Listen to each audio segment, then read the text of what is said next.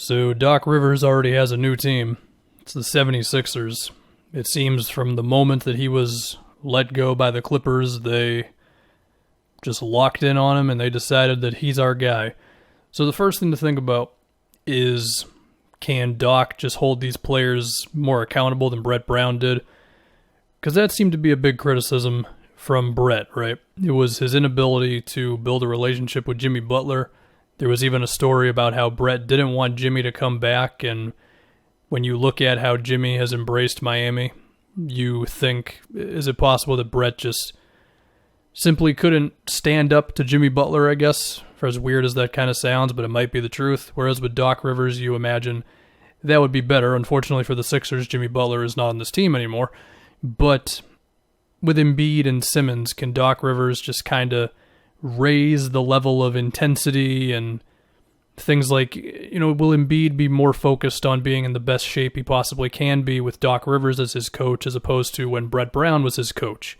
Will Ben Simmons progress on things besides the jump shot? That's the obvious thing, of course, but maybe Doc would light a little bit more of a fire under Ben Simmons to where it's like working on his post game and getting a little better at setting screens off the ball. Not that he can't do that already, but maybe Ben would just be more locked in on doing those things because perhaps Doc is just better than Brett Brown at getting guys to go 100%. Now, even then, I think we expect a little too much of coaches in terms of motivating players. To me, that's not a criticism of a coach. When players are not motivated, these guys get paid millions upon millions of dollars.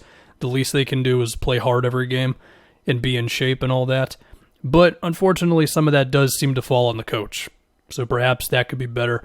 And I guess just the expected level of professionalism in the sense of going hard in practice and not taking as many lazy jump shots if you're Embiid, and if you're Josh Richardson, perhaps there's an extra expectation towards working on his handle and his pull-up shooting and whatever else. And again, maybe Brett Brown just had too casual of a mentality when it came to running the Sixers team. So I would imagine that that's the first thing that the Sixers front office is attempting to improve by going with Doc, and we'll just have to see. I mean, look, the Celtics, KG, Pierce, Allen, all them respected the hell out of Doc. The Clippers did with CP and Blake and all them, and as far as the most recent Clippers team, I mean, their chemistry was certainly not great, and maybe you pin a lot of that on Doc. I don't know. There's certainly other things to pin on Doc, like constantly playing Montrez when he wasn't good, whereas Zubats was very good for them, and the lack of motion in the offense. And we can get into that for the Sixers in a second, but I really do think it's the biggest reason to hire Doc Rivers is just an elevated level of accountability, professionalism, expectations, which Brett Brown, from the outside looking in, it seemed like he wasn't able to really give them. I mean, on the JJ Redick podcast, Jimmy would talk about how they would have these players-only meetings, or, well, Brett would be in there too, and nothing would be accomplished because people were too scared to really say what they wanted to say, and you need some confrontation to be a successful NBA team. And perhaps Doc can bring that out of these players. Now, if we talk about the X's and O's, I mean, Doc has always been good when it comes to after timeouts, out-of-bounds plays, that sort of thing. And besides that, he's usually had a pretty textbook type of offense based around the talent that he has. I mean, for the Celtics, it was Ray Allen moving around off the ball. There was some Rondo and KG pick and rolls. There were Paul Pierce elbow ISOs and that sort of thing. Doc's go-to play for the Celtics a lot of the time was Paul Pierce ISOs and hope something good happens. With the Clippers, it was some horns sets with Blake and CP and DeAndre. It was, of course, the CP pick and rolls with the two bigs. It was Redick off the ball, that sort of thing. And for this recent Clippers team, it was a little bit more ISO. The sets were a little more simple, but there was some Lou Williams pick and roll and stuff. I don't know. I mean, I don't think Doc has been an X's and O's whiz, but at the same time, I don't think he's been horrible. I think he's been certainly an above-average coach, and I mean, if I was going to think about ranking every coach in the league, would I put him I don't know, 7th or 8th, maybe. I mean, as I think about it now, there's definitely guys better than him, but I think there's a decent chunk of guys worse. So could Philly's offense have a little bit more of like Ben Simmons setting screens? Could we see some more Ben and Joel two-man game? It's not easy to do because they go under the screen on Ben pretty much every time, but we have seen moments where they run a pick and roll with those two within the three-point line, and it has more success because at that point Ben is so close to the basket that he can kind of get a layup or finish through contact or dump it off to Embiid without too much trouble. I guess it's possible that we could see some Horns plays. Again, Doc did like that play when he had the CP3 Blake Clippers. And you could run that with Ben, Horford, and Embiid in kind of any scenario you want to, at least with Horford up top or Ben as one of the two guys on the elbows. Could Doc have some plays to get Embiid some sort of screen on the baseline to get him better position on post-ups rather than just, we're going to bring the ball up floor, Joel, you stand right there, we're just going to dump it off to you a bunch of times.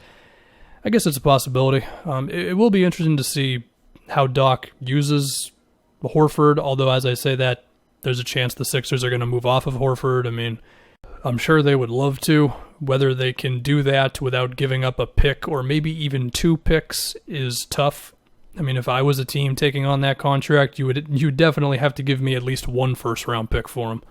So it is a little tough to really project as of right now. We're going to have to see what they want to do with him. We'll have to see if Richardson is on the roster next season. I have to imagine he is because he's making $10 million and he's pretty solid, even if his offense, you could argue, was a little disappointing this year. Could Doc get Tobias back to being a 20-point guy? Maybe, but the Clippers also ran kind of everything through Tobias in that half season or whatever in which he was really, really good.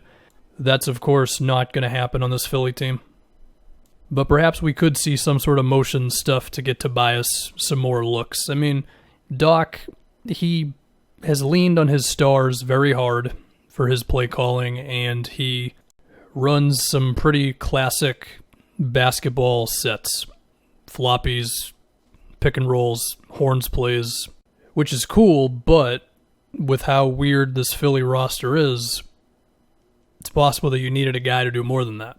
But at the same time, could you argue that he's a better X's and O's guy than Brett Brown? I think you could, and I think we would all agree that he should be better at dealing with the personalities and having this look like a team rather than just a bunch of guys who happen to have the same jersey on. One other thing to say about Doc is in the past he's been one of the worst coaches at complaining to referees. I think he's gotten better at that, unless I missed something obvious the past season or so. I hope he keeps that up, because I think that's the type of thing that can lead to a team getting unraveled. I mean, if we talk about some of the Clippers' collapses back in the Chris Paul days, you can't pin it on one person. I think it's a combination of them not doing a good job of rounding out the whole roster, some pretty bad breaks, but I also think part of it was that team did take on the mentality of Doc, and they complained to the refs so much. And Doc was kind of the worst coach in the league at it for a few years there. And I hope that doesn't happen with this Philly team, because then we could see a similar thing where they just start to fall apart and beat themselves basically in tough playoff series and stuff. But, you know, given how this season just went for them, they've got to get back into tough playoff series first. So we'll see what they do. And again, the roster's going to need some shuffling around, and we'll see if they get off of Horford. But I think it's pretty obvious to see the direction that they want this to go in with Doc. A guy who can be a real leader and be good enough at the stuff on the court and all that good stuff. I'm basically repeating myself at this point, but yeah, Doc Rivers to the Sixers.